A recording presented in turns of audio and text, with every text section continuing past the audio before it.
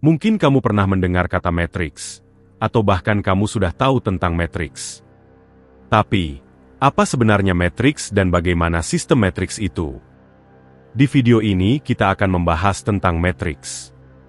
Mungkin banyak yang melihat sebagian dari hal tersebut terjadi di bidang pemerintahan, militer, kedokteran, keuangan, media, pendidikan, akademisi dan organisasi keagamaan. Lembaga-lembaga ini merekayasa sistem kepercayaan dan cara hidup kita.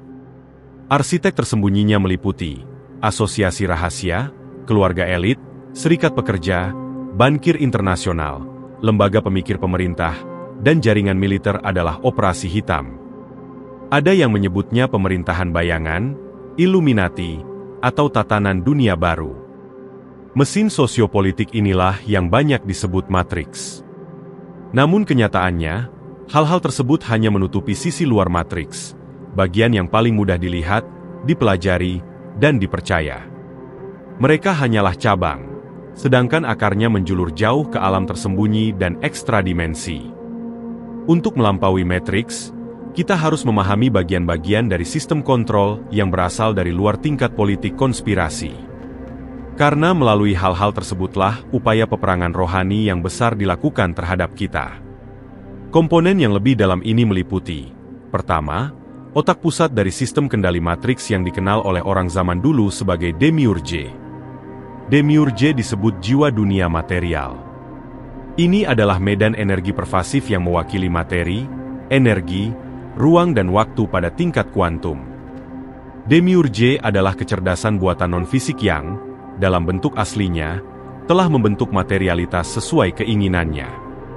Dia ibarat parasit di sudut ciptaannya sendiri, dunia tempat kita berada sekarang.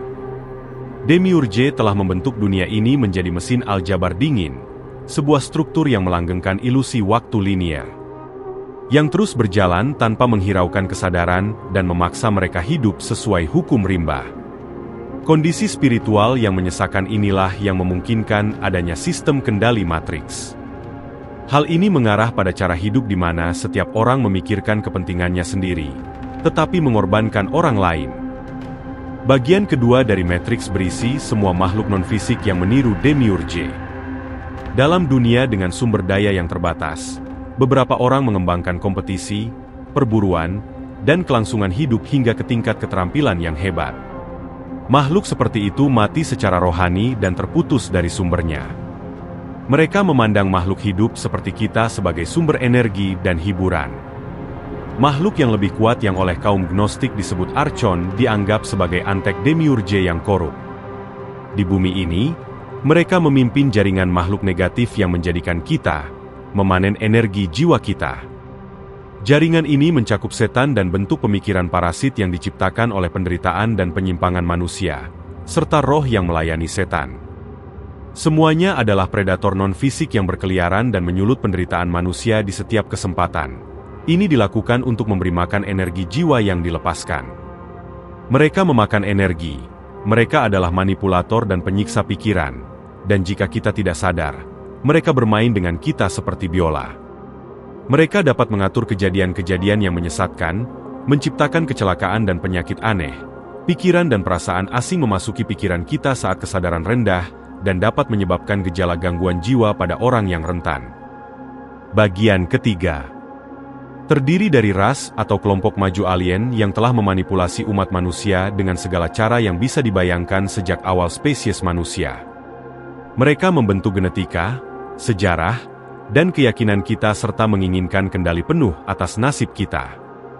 Tidak seperti setan, ras ini adalah makhluk fisik atau kuasi fisik dengan kecerdasan, kemampuan psikis, dan teknologi yang unggul. Dalam batas tertentu, teknologi mereka memungkinkan mereka mengubah materi, energi, ruang dan waktu melalui penggunaan energi demiurge. Itulah sebabnya mereka adalah kontrol matriks. Bagian keempat adalah kita sendiri, yang sebagian besar merupakan produk rekayasa genetika ras alien selama berabad-abad. Tubuh kita dirancang sedemikian rupa sehingga persepsi kita hanya dibatasi pada 5 indera fisik. Sehingga motivasi kita terutama berkaitan dengan badan dan ego. Tidak ada yang diperlukan untuk memahami dunia fisik, Namun segala sesuatu diperlukan untuk menjangkau dan terhubung dengan dunia spiritual. Secara default, peluangnya bertumpu pada sistem kontrol. Bagian kelima mencakup manusia yang tidak berjiwa atau terprogram yang dapat dikontrol oleh ras alien, setan, dan segala jenis parasit intelektual. Orang yang tidak mampu mengendalikan dirinya secara sadar, baik sesaat maupun selamanya, akan tunduk pada kendali atas hal-hal lain. Hampir setiap orang rentan terhadap pengaruh sesaat jika tidak memperhatikan. Ini termasuk teman, keluarga, tetangga, kolega, politisi, penulis, atau selebriti yang benar-benar kosong atau terprogram secara mendalam. Mereka bertindak sebagai pendukung untuk sistem kontrol, atau sebagai propagandis bergerak untuk agenda. Atau mereka sekedar berperan sebagai tokoh latar yang menjelaskan situasi saat ini. Memperkuat matriks, komponen-komponen ini menciptakan kerangka kendali yang selalu ada dimanapun, di sekitar kita, dan di dalam diri kita. Apa matriksnya? Ini adalah seperangkat kekuatan dan mekanisme yang tujuannya adalah untuk membuat kita tertidur secara mental. Itulah penjelasan matriks pada video ini. Semoga kalian bisa paham serta bisa melampaui matriks. Sekian dan terima kasih.